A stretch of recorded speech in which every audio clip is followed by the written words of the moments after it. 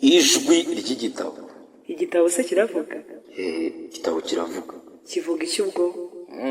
Kurikira wumve. Ijwi ry'igitabo ni ikiganiro kikugezaho inkuru zo mu bitabo bitandukanye.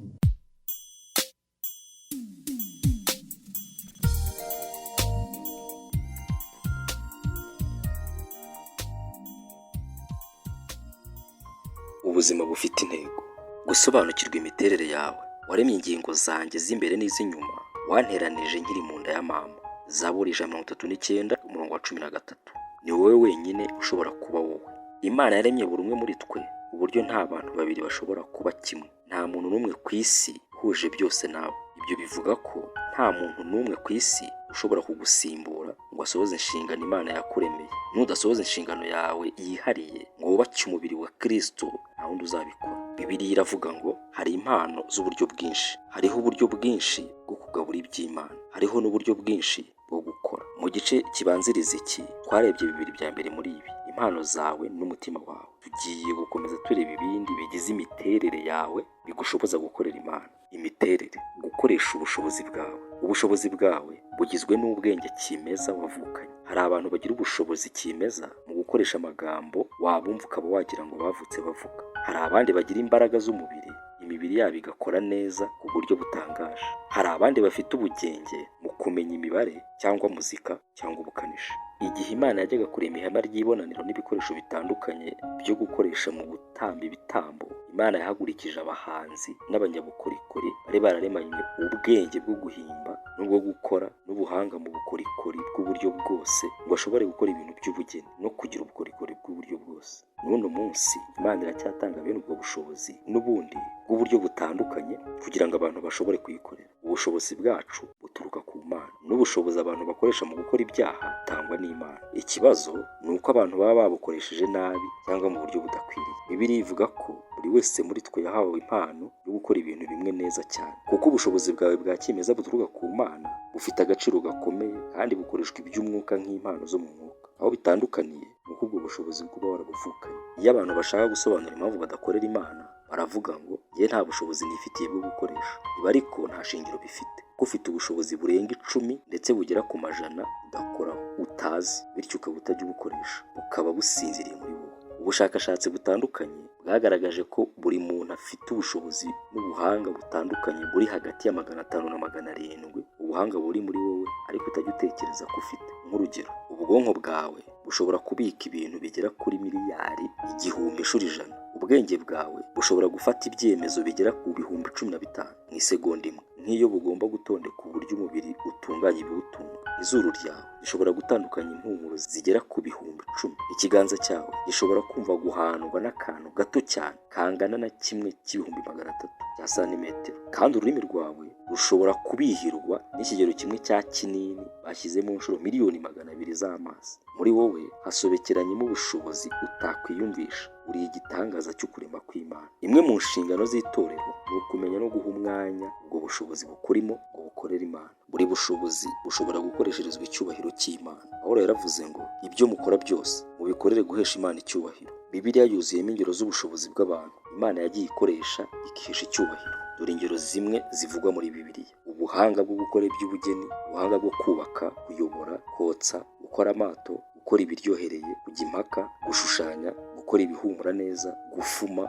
guharatura ku mabuye, guhinga, kuroba, gutunganya ubusitani, kuyobora abandi, gutunganya imirimo, kubaka amabuye, guhimba indirimbo, gukora intwaro, kudoda, gusiga amarangi, gutera ibiti, guhanga ibitekerezo, guhanga imashini, guhanga ibintu bishya, kubaza, gutwara amato, gucuruza, kuba umusirikare, kudodera abantu, kwigisha, kwandika ibitabo n'ibisigo. Bibiliya iravuga ngo hari uburyo bwinshi bwo gukora, ariko Imana imwe niyo iha ubushobozi buri wese washobore gusohoza umurimo we. Imana ifite mu itorero ryayo aho ubushobozi wihariye bushobora kugira umumaro, nawe ukahagaragaza itandukaniro. Ni umurimo wawe kuhashaka. Imana iha abantu bamwe na bamwe ubushobozi bwo gukora amafaranga menshi. Mose yabwiye Abisirayeli ati ujye wibuka Uwiteka Imana yawe kuko ari iguha imbaraga zikuronkesha ubutunzi. Abafite ubwo bushobozi bagira n'ubuhanga bwo gutangira imirimo y'ubucuruzi, kumenya guciririkanya no kugurisha ibintu, n'ubuhanga bwo kunguka. Niba ufite bene ubwo bushobozi bwo guhanga imirimo yunguka, wagombye kubikoresha guhesha Imana icyubahiro. Wabigeraho ute? Cya mbere, ubanza usobanukirwe ko ubwo bushobozi wabuhawe n'Imana maze ujye ubishimira.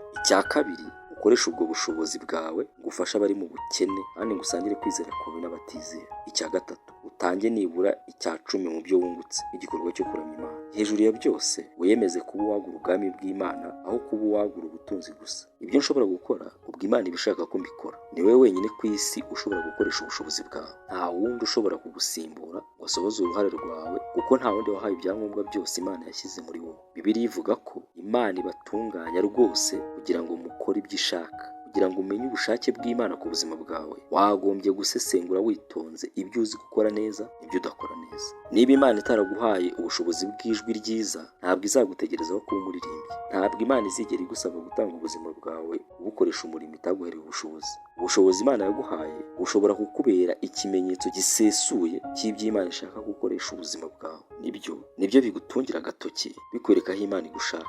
Niba waragaragaje ubushobozi bwo gushushanya amazu cyangwa gutoranya abakozi cyangwa gushushanya cyangwa gushyira ibintu muri gahunda, ibyo ni ikimenyetso ntashidikanywa cy'uko mu mugambi w'Imana ku buzima bwawe harimo no gukoresha ubwo bushobozi. Ntabwo Imana igipfusha ubusa ubushobozi ubwo ari bwo bwose, ahubwo ihuza umuhamagaro wawe n'ubushobozi yaguhaye. Ubushobozi ufite ntabwo wabuherewe kwirongera imibereho gusa. Imana yabuguhereye gusohoza umurimo waremewe. Petero yaravuze ngo Imana yahaye buri wese muri mwe ubushobozi bwihariye bw'uburyo bwose, mubukoreshereze gufatanya mugeze ku bandi imigisha y'uburyo bwose iva ku Mana. Ubu abantu ibihumbi bo mu itorero rya Saddleback barimo gukoresha ubushobozi bahawe bakora imirimo y'uburyo bwose ushobora gutekereza. Bamwe batunganya imodoka zishaje abantu baduhaye ngo tuzitunganirize kuziha abakene, abandi bashaka aho itorero ushobora kugura ibintu bya make, abandi bapima ibibanza, abatunganya imirimo yo mu biro, abashushanya iby'ubugeni, abandi bakora porogaramu za ordinateri, abandi bashushanya amazu, bafasha mu by'ubuganga, bategura amafunguro, bahimba indirimbo, bigisha muzika, bandika imishinga yo gusaba amafaranga afasha abatishoboye, batoza amakipe y'abakinnyi, bakora ubushakashatsi, bategura inyigisho cyangwa bazihindura bakazikura mu zindi ndimi n'andi magana y'imirimo yihariye. Ibyo tubigeraho uko buri mukristo tumubwira ngo niba hari icyo uzi gukora wagombye kugikora, itorero ryawe rijye imbere. Imiterere yawe, gukoresha imiremerwe yawe. Kenshi ntabwo dutekereza uburyo buri umwe muri twe yaremwe mu buryo butangaje. Udusoro fatizo bita DNA, ADN mu magambo ahinnye ya gihanga, tuvamo ibigize umubiri w'umuntu, dushobora guterana mu buryo butabarika, nko gufata umubare 10 ukikuba inshuro miliyari 2,400,000. Uwo mubare kwereka impamvu bidashoboka ko uhura n'umuntu muhuje byose. Wanditse uwo mubare, buri zero yawe ukayiha santimetero n'igice, wakenera urupapuro rufite kilometero zigera ku 60 ngo ukwirweho. Kugira ngo ushobore kumva neza ubwinshi butabarika bw'uwo mubare, ibintu byose biri mu isi ntibirenze umubare w'10 ukurikiwe n'amazero 26. Aho bihuriye n'ubushobozi bw'imiterere ya turiya dusoro twa DNA tukugize. Ku buri kimwe cyihariye ni ibintu bifite ishingiro no mu bumenyi bw'ubuzima. Igihe Imana yakuremaga ni nkaho yarangije ikamenya iforomo yakubumbiyemo. Bivuga ngo izongera kwirema mu undi muntu. Ntabwo higeze habaho kandi ntazigera habaho undi muntu umeze nkawe. Biragaragara ko Imana ikunda ibintu binyuranye. Niba ubishidikanya, witegereze ibidukikije. Buri wese muri twe yamuremye mu buryo bwihariye bugize imimererwe ye. Bamwe Imana yabaremye batuje, abandi baremamo abashabutse. Imana yaremye abashobora kwihanganira kuba mu bintu bihora ari bimwe, irema n'abakunda ibihindagurika.